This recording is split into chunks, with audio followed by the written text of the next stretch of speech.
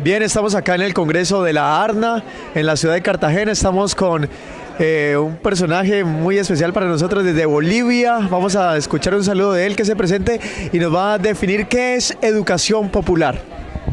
Buenos días, mi nombre es Carlos Revilla, yo soy del Alto, Bolivia, y para mí la educación popular es una corriente educativa y política que busca la emancipación desde las propias organizaciones, construir sus propias utopías, construir sus propias estrategias para avanzar en la lucha. Es un proceso que inicia desde el cambio personal hacia el cambio colectivo para después incidir en un cambio social.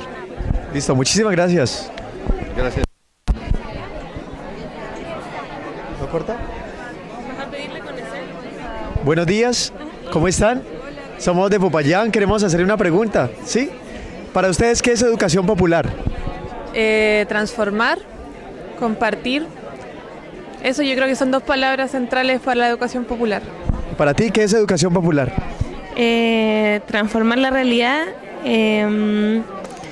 y compromiso político. Listo, muchas gracias. Buenos días, estamos aquí con el doctor Brandao para hacerle una pregunta acerca de cómo ve de pronto lo que Marco Raúl ve como la aldea global y cómo es la posición de los movimientos sociales y la educación popular frente a esa realidad que hoy él dice, esa nueva realidad virtual. ¿Cómo enfrentar desde los movimientos sociales y la educación popular esa nueva realidad? Bueno, ese es el tema central de este encuentro nuestro. La educación popular es una educación al servicio de los movimientos populares. Puede ser impartida en universidad, puede tener cursos superiores, pero su puerta de entrada y salida son los movimientos populares. La grande cuestión que se plantea es cómo en un mundo cada vez más colonizado por toda una propuesta neoliberal, capitalista, instrumentalizadora de educación, podremos seguir con una labor decolonizante, emancipadora, insurgente y al servicio del pueblo. Bueno, estamos con nuestra compañera Marina Ampudia de Argentina. Queremos saber un poco más sobre los bachilleratos populares. En Colombia las universidades alternativas, digamos, tienen un inconveniente frente a la vinculación a lo legal. ¿Cómo ha sido ese proceso en Argentina para vincular a los bachilleratos populares, que son propuestas alternativas, a que sean parte de la legalidad del Ministerio de Educación? Bueno, ahí el proceso de legalidad fue largo, discontinuo y sigue siéndolo todavía, es parte de una lucha. Se logró, hemos logrado en la Argentina, en la ciudad de Buenos Aires y en la provincia de Buenos Aires, producto de la movilización con los estudiantes en la calle, en esta idea de construcción y de lucha de la escuela con los estudiantes, presionar a los gobiernos de turno en su momento para que fueran reconocidos algunos. En principio no nos reconocían, nos consideraban escuelas que, bueno, al ser impulsadas por organizaciones sociales, el planteo están fuera de la norma, están fuera de la ley, no hay resolución que los contenga. Pero como nosotros sabemos que la ley y la norma, ¿sí?, es lo que se crea, ante lo que fuga, seguíamos presionando para justamente interpelar y que haya otro proceso de institucionalización de este proceso instituyente, ¿no?, educativo.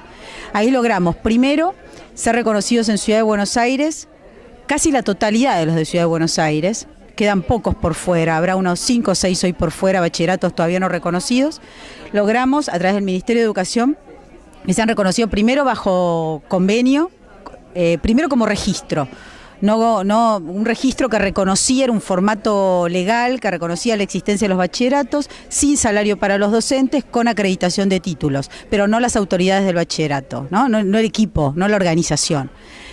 Firmaba el Ministerio de Educación los títulos. Luego pasamos a un reconocimiento producto de la lucha y la movilización, que es ese el eje, como convenios en la dirección de adultos en gestión pública, y ahí pasamos a un reconocimiento. Ahí se recupera toda una tradición de las escuelas de adultos que eran impulsadas también por los sindicatos o conveniadas por sindicatos con el Estado. Ahí nosotros recuperamos esa forma, nos ponemos a indagar, investigar, recuperamos esa forma, entonces le planteamos al Estado que existen escuelas ya conveniadas en la década del 60, producto de un programa que lo impulsaba la Dirección Nacional de Educación de Adultos, donde el campo de lo popular organizado a través de lo sindical conveniaba escuelas y decidía qué y cómo derecho educativo. Recuperamos esa tradición y lo planteamos, pero damos una vuelta más, decimos reconózcanlo, pero reconozcan la autogestión docente.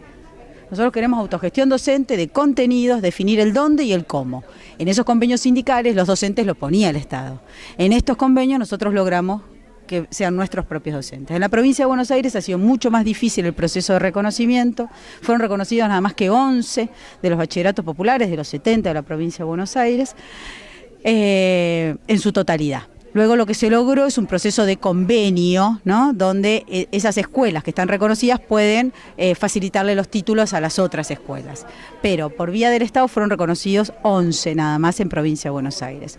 Bueno, fue un proceso de lucha, organización, movilización, presión bajo todos los gobiernos que han existido hasta ahora, liberales, menos liberales, populistas, bueno, y allí de todas maneras con todos pasamos las mismas situaciones, pero logramos su reconocimiento. Nosotros ahí el planteo era, el Estado en los últimos tiempos, durante los últimos 12 años durante el gobierno kirchnerista, el planteo era, no quieren seguir reconociéndonos más bachilleratos populares, pero sí están creando planes fines que son programas de alfabetización y de terminalidad de la escuela secundaria, programas precarios para los pobres de nuestros barrios, es decir, para los pobres de nuestros barrios, educación para pobres. Y allí generaban recursos y gastaban, pero no reconocían nuestra experiencia educativa. Nosotros decíamos, bueno, esta es la experiencia educativa de educación para adultos, impulsadas por las organizaciones sociales. ¿Por qué no reconocer la totalidad de estas experiencias y generar programas focalizados como generan ellos, ¿no? Generaban. Bueno, fue lucha de años y todavía seguimos en la lucha, ¿no? Presionando, peleando, hemos conquistado porque la educación de adultos, en la experiencia de los bachilleratos populares, se ha transformado en un sujeto educativo en la educación de jóvenes y adultos. Son más de 100 bachilleratos populares y en relación a la oferta educativa que hay de adultos ocupa un porcentaje muy alto. En el caso de la Ciudad de Buenos Aires podríamos decir que casi la oferta educativa de educación de adultos la impulsan los bachilleratos populares, las organizaciones sociales, que somos casi el 50% de la oferta educativa en adultos. Entonces marcamos ahí. En nuestro contexto colombiano, ¿cómo se podrían implementar esos bachilleratos populares? ¿Qué podríamos hacer en Colombia? Y yo por lo que he conocido hasta ahora en Colombia y compañeros que trabajan en el campo de la educación popular y que están organizados y son parte de movimientos, bueno, impulsarlos. Nosotros primero lo creamos, más allá de ese reconocimiento, lo creamos y después empezamos a presionar y lo creamos con la comunidad que ve la necesidad, porque se crean a partir de una necesidad concreta. Luego viene todo lo demás, ¿sí? Pero en principio es una necesidad. No hay escuelas para jóvenes y adultos, no hay escuelas en nuestros barrios populares y las escuelas que hay en todo caso son escuelas que tienden a la precarización aún más. Entonces nosotros allí lo que planteamos es, creamos la escuela y después viene la presión hacia el Estado. Primero la creamos, la sostenemos, la vamos conformando y allí lo que se necesita es la decisión política, la necesidad, la organización. Se impulsa, ¿no? Así. No sé. ¿Ya? Somos de la ciudad de Popayán, de la Maestría en Educación Popular de la Universidad del Cauca. Queremos que rápidamente nos defina para usted qué es educación popular. Bueno, es aquella educación que surge y se organiza desde las situaciones de pobreza, como para poder superarla. Es decir, originariamente surgió desde esos contextos en donde la educación formal, ¿sí?, no llegaba, no alcanzaba. En estos momentos se puede decir que educación popular es un modo de entender a la educación desde la justicia, desde la igualdad de sujetos y desde lo que es la promoción de todo el ser humano, en todos los ámbitos y en todas las dimensiones, que puede entonces, ya no es solo situado en contextos de pobreza, pero lo que no abandona, o sea, no es solo situado ahí, pero lo que no abandona es esta utopía de justicia, de igualdad. Digo utopía en cuanto a lo que dice Galeano, ¿no? Como esas metas para poder seguir andando. Por ahí se resumen. Para mí la educación es la educación que hoy están necesitando todos los pueblos, porque todos realmente estamos necesitando de ser democráticos, trabajar la justicia y la igualdad. ¿Cómo es su nombre y de qué país viene? Isabel del Castillo, de Argentina. Muchísimas gracias, muy amable. Vamos por acá, seguimos. Buenos días, ¿nos podrían regalar unas pequeñas palabras? ¿Cómo es su nombre? Mariela García. ¿De qué país viene? De Colombia. Colombia. ¿Nos podría definir en unas pequeñas palabras para usted qué es educación popular?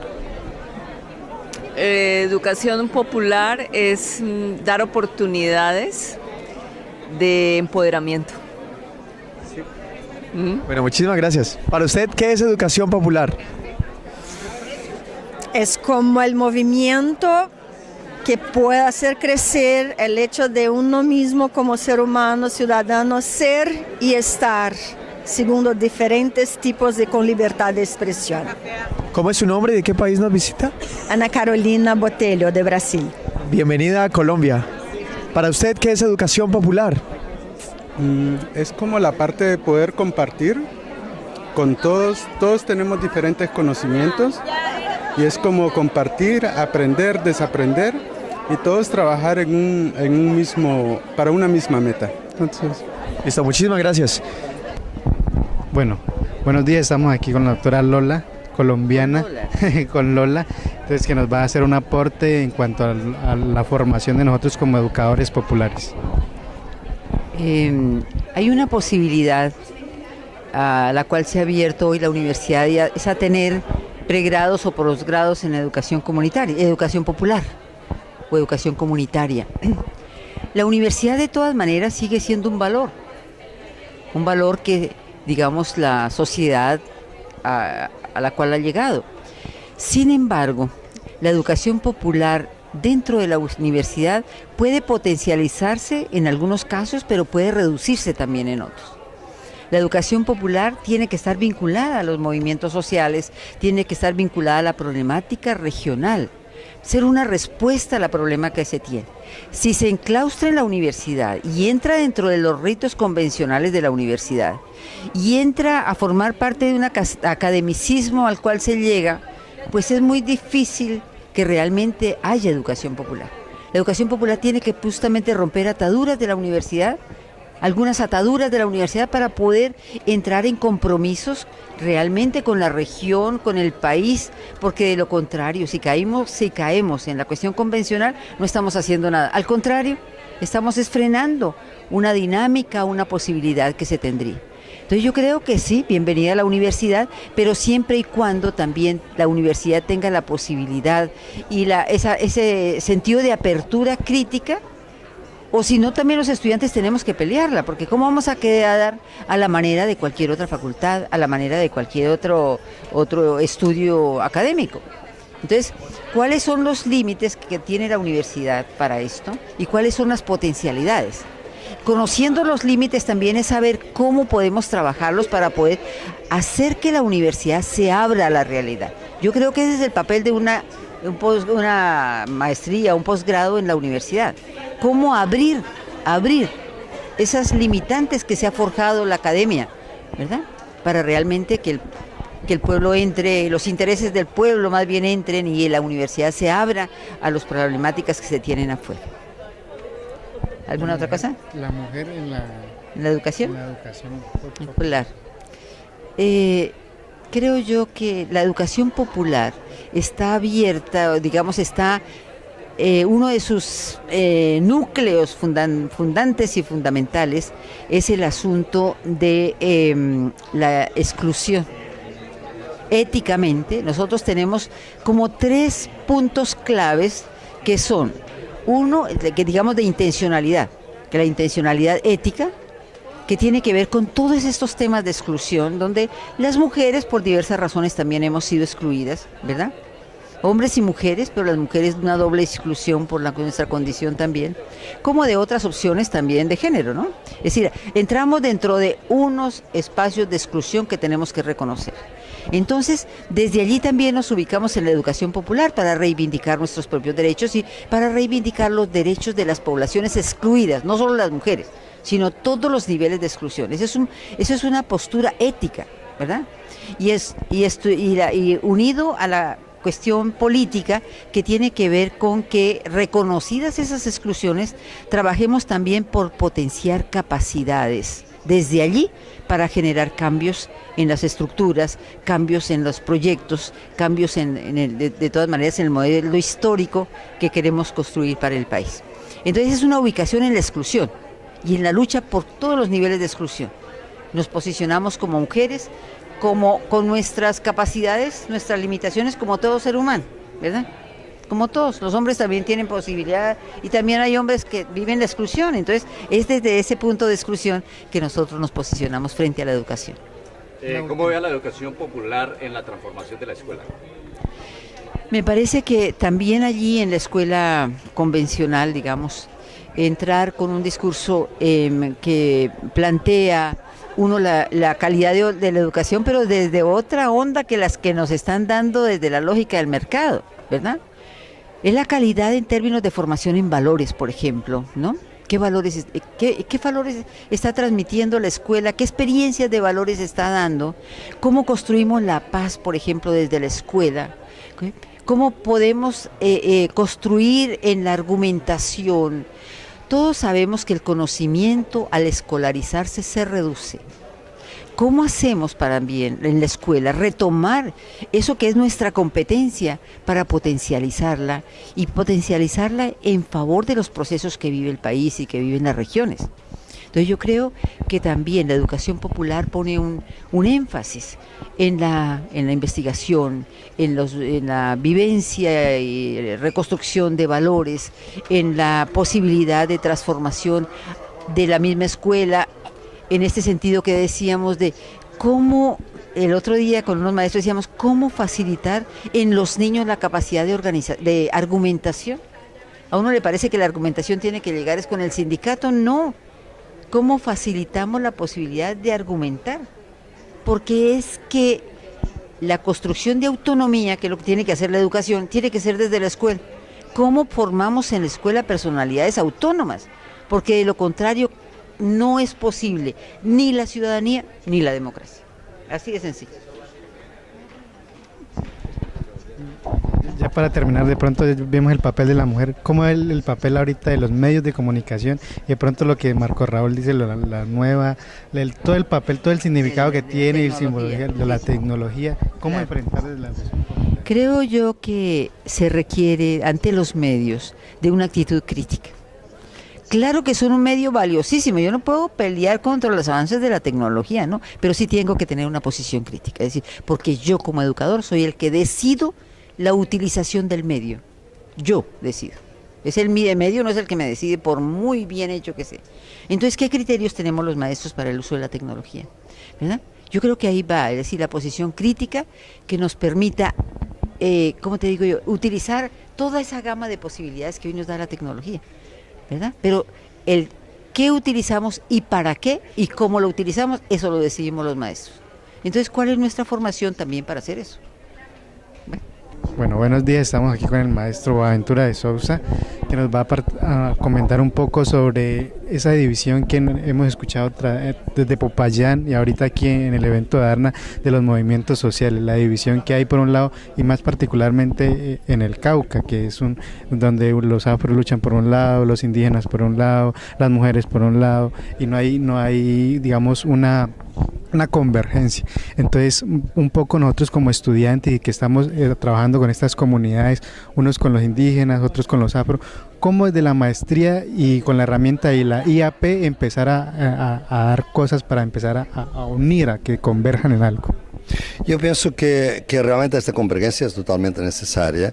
No estoy seguro que IAP en la forma que tiene ahora puede ser el instrumento, en la medida en que nosotros tenemos otros instrumentos un poquito mejores para esto, de que voy a hablar mañana aquí también, que lo que llamamos la Universidad Popular de los Movimientos Sociales, donde juntamos efectivamente en contextos de maestrías, en contextos de talleres, movimientos sociales distintos. No son nosotros que estamos conscientes de la diversidad de los movimientos. Son traer a un taller de 2-3 días indígenas, campesinos, afro, LGBTI, etc., para discutir sus diferentes concepciones de territorio, de cuerpo, de lucha. Por ejemplo, yo trabajé tanto con los afro como con los indígenas en el Cauca y realmente mucha desconfianza, digamos así, entre movimientos que los dos son víctimas de racismo, de sexismo y de colonialismo en el Cauca. Entonces hay que encontrar formas de traerlos juntos para podermos realizar actividades conjuntas, marchas conjuntas, articular luchas. Para eso tienes que deshacer los prejuicios, porque el prejuicio que existe que los indígenas se organizan mejor que los afro, por ejemplo, es un prejuicio muy frecuente en el Cauca. No es totalmente verdad, no es verdad si tú miras el mundo, es una cuestión de tiempo. Se ha dicho lo mismo de los indígenas hace 3 o 4 décadas, ¿no? Entonces, eso que es necesario, vencer la desconfianza e iniciar una articulación. Para eso es necesario que sea la gente misma que entre en contacto una con la otra y que está 2-3 días trabajando los mismos temas, discutiendo, encontrándose face a face, en presencia y obviamente bailando y divirtiéndose también juntos. Esto es que pienso que es una forma avanzada de lo que es la IAP. Por eso tome nota, la Universidad Popular de los Movimientos Sociales.org, ustedes pueden mirarla y por ahí integrar en la maestría, fue lo que propuso a la Universidad de Cauca y pienso que la maestría va a hacer un arreglo para que los talleres de la UPMS puedan realizarse en la maestría de la Universidad de Cauca. Entonces, estamos caminando en ese sentido. Gracias. Profe, hoy usted habló sobre los derechos derechos humanos, y creo que en el Cauca los derechos son los que nos ha dividido, porque hay derechos para los indígenas, para los campesinos no hay. ¿Cómo nos podría ilustrar? O sea, ¿son los derechos o son qué otra cosa nos han dividido? No dividido exactamente por eso. Por ejemplo, la Constitución hablaba de los derechos indígenas, no de los derechos afro. Surgieron después. Ahora los campesinos están también intentando de que haya un reconocimiento de sus derechos. Entonces vamos a tener 3 derechos en competencia para la cuestión de tierra y territorio, campesinos, indígenas y afro. Claro que al gobierno les interesa dividir, indígenas contra campesinos, campesinos contra afro. Esa es la idea, todo el poder es así. Entonces, lo que debemos no esperar que el gobierno nos una, es que los movimientos deben unirse. Fue mi mensaje ahí en la Universidad Autónoma Intercultural Indígena y también en la Universidad de Cauca y con los afro. Pues, ustedes tienen que entrar en contacto, en articulación para ver cómo demandar vuestros derechos no va a entrar en una competición fatal con conflictos como hubo en el pasado entre campesinos, indígenas, entre afro e indígenas. No puede ser. Eso es lo que quiere el Estado y las multinacionales, por supuesto. Gracias, profe. Rápidamente. Bien, esto acá está repleto de gente, pero buenos días, ¿cómo están? Queremos hacerles una pregunta muy sencilla, creo que no sé de qué país nos visitan. ¿De acá? ¿De qué ciudad? ¿De qué ciudad son ustedes? Queremos preguntarles sencillamente, para ustedes, ¿qué es educación popular? ¿Qué es educación popular? Bueno, para nosotros, pues para mí, educación popular es una apuesta de vida que han realizado y construido muchísimas personas, muchos educadores en el continente, que ha permitido de una u otra forma como nutrir esa esperanza de tener una vida digna para quienes históricamente han sido invisibilizados, para quienes han sido excluidos, para todas estas poblaciones que históricamente han tenido, digamos, como que soportar ese peso de una sociedad totalmente desigual, excluyente, que los ha victimizado, ¿no? Entonces, para mí la educación popular es esa apuesta. Listo, muchísimas gracias. Tu compañera se nos voló, se nos fue. Camarógrafo, se nos voló. Queremos que nos regale una entrevista. Claro, con gusto. Profe, usted que estuvo con el profe Falsborda, recorrieron muchos caminos. ¿Qué ha cambiado? Hombre, buen día. ¿Qué ha cambiado desde ese recorrido de la IAP a estos tiempos modernos? Bueno, tú me estás pidiendo que haga un recorrido de 45 años. Así muy general. Muy sí, de cuando se tomó la decisión por parte del grupo de la Rosca de Investigación Social para que Orlando se trasladara a la costa a apoyar el movimiento campesino y obviamente para poner en práctica lo que ellos ya consideraban necesario, una investigación que fuese participativa y que tuviese hasta cierto punto una presencia de la gente con la que se estaba ayudando o luchando, ¿no? Desde esa época entonces comenzó el proceso. Fueron casi 4 años muy duros, muy difíciles, porque la lucha por la tierra era así. Fueron 3 años intensos, muy complejos, muy riesgosos, pero de todas maneras allí aprendimos mucho.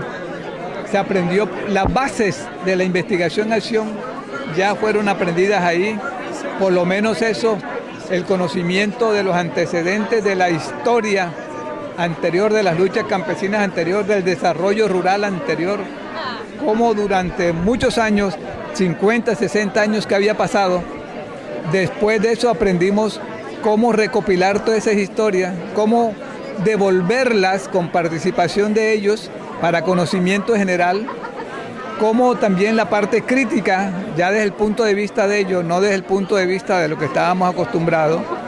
Entendimos también de que era necesario aplicar todo ese conocimiento anterior, o buena parte de ese movimiento anterior, aplicarlo a las actuales luchas de esos años, del año 72. Entonces fue la aplicación de eso. O sea, no estudiamos el pasado para saber únicamente que habían esas luchas, sino qué aportaban esas luchas al movimiento de ese momento, ¿sí? Por eso es que nosotros reclamamos siempre el estudio detallado de los antecedentes, del pasado, ¿sí?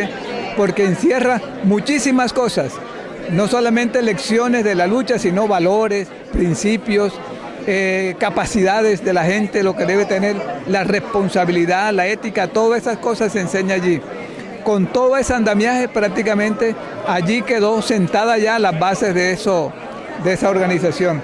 Después vino el problema con los grupos políticos, con la dirigencia de la NUT, que tenía contradicciones con los grupos políticos que estaban trabajando al interior del movimiento campesino. Obviamente el gobierno, la represión, el acuerdo de Chicoral, que es un acuerdo de terratenientes con el gobierno para que parara esa lucha campesina que se había dado, ¿sí? Todo eso originó que se rompiera prácticamente la desconfianza que había, mucha desconfianza, mucho sectarismo, mucho dogmatismo entre la gente. Es decir, tanto al interior como al exterior había muchas contradicciones. Y esas contradicciones hizo que se rompiera el proceso. Por lo menos la Rosca de Investigación Social a la que pertenecía Orlando y la Fundación del Caribe que habíamos creado allá para impulsar todo esto, tuvo que cerrar las puertas. La ANUC se dividió y no ha podido restablecerse del todo. Y los grupos, varios de los grupos más fuertes en ese momento, de los marxistas-leninistas, también se dividieron. Es decir, fue una ruptura tremenda, ¿eh? Y eso nos tomó como 3 o 4 años para empezar uno a reponerse y a ver qué se iba a hacer de ahí en adelante. Y una vez que se aclararon muchas cosas, que las aguas volvieron otra vez a su antiguo nivel, entonces volvimos otra vez con la investigación Acción Participativa. Ya no con Orlando, sino nosotros en el departamento de Córdoba, pero Orlando seguía por medios políticos intentando buscar un grupo que tuviese en cuenta eso, la parte regional, la devolución de todos esos conocimientos, los mecanismos de participación, toda esa cantidad de cosas, ¿no? Pero no hubo, no hay, ni hubo ni hay en este momento grupos o movimientos políticos que incluyan regionalización, participación, conocimiento de sus antecedentes, la cultura, el arte, la literatura, toda esa cosa que empleamos nosotros, no hay, no lo ha habido, ¿sí? La gente está ocupada en los grandes problemas, la política, pero vista ya en cómo vamos a cambiar este régimen, pero para eso se necesita en todo lo anterior, ¿no? Pero ellos no han entendido eso y por eso yo creo que ahí radica mucho la debilidad de nosotros para propiciar los cambios que se quieren. Mientras nosotros no entendamos a plenitud lo que los distintos sectores y grupos que están preocupados por tener una vida mejor, no nos pongamos de acuerdo, no identifiquemos puntos comunes, no olvidemos las contradicciones, porque las contradicciones van a existir siempre, pero por lo menos hacer hincapié en lo que nos une, en las aspiraciones, en los sueños que tenemos, ¿eh? No se justifica que cada grupito llegue con su cantidad de cosas y el otro también, ¿sí? Y nos mantengamos tan separados. Entonces es un aprendizaje que no hemos aplicado. Y los grupos políticos, lamentablemente los grupos políticos nuestros no aprenden esa lección. Y para mí eso sería importante, ¿sí? Que todo lo que estamos trabajando en este momento en educación, en salud, en participaciones, con los distintos grupos indígenas, afro, urbanos, rurales, niños, adolescentes, todo eso, todo, que tienen una multitud de cosas, multitud de conocimientos, multitud de preocupaciones. Hombre, nos reunamos y nos miremos ya con sinceridad qué es lo que está pasando, qué vamos a hacer. Ya hemos tenido muchos muertos, muchos desaparecidos, mucha preocupación, mucha pobreza. Ya tenemos todo eso y entonces ¿hasta cuándo, no? ¿Hasta cuándo vamos a seguir con tanta cantidad de cosas así? Los derechos humanos, ¿cuándo se respetan? Ahora los planes de desarrollo sostenible, que son esos 17. Hombre, pongámonos de acuerdo si quieren eso, ¿sí? En tener una vida digna, en que haya comida, en que haya escuelas. Eso, el principio tiene que ser eso, ¿sí? Pero si no hemos sido capaces, ¿sí? A pesar de tanto conocimiento, a pesar de tantas universidades y grupos que están trabajando, uno se pregunta por qué demora tanto esto, ¿sí? Y sabemos, teóricamente lo decimos, tú en cualquier reunión oyes cómo pueden hacerse las cosas, pero ahí nos quedamos. Entonces, para mí este encuentro es importante precisamente por eso, porque nos están recordando cómo estamos, que no es necesario recordarlo porque todos lo estamos viviendo, cómo estamos, pero también nos están diciendo, hagan algo, hagan algo. Esto para mí es como un recorder, es un llamado de atención, hagan algo, ¿sí? Y eso es lo que yo digo, hagamos algo, ¿sí? Piedad, ¿por qué se nos fue? La venimos siguiendo. Entrevisten a Lola. No, Piedad es también ícono en la educación popular. Yo no soy ícono, ¿no? ¿Qué es la educación popular? La educación popular es un proyecto de emancipación que atiende sobre todo los procesos populares, procesos de resistencia, procesos de construcción de utopías, hoy en este mundo lleno de exclusiones y de violencias y desigualdades. La educación popular entonces es un proyecto alternativo de educación. Muchísimas gracias. Vamos por acá, tenemos a la maestra Lola Sendales por acá.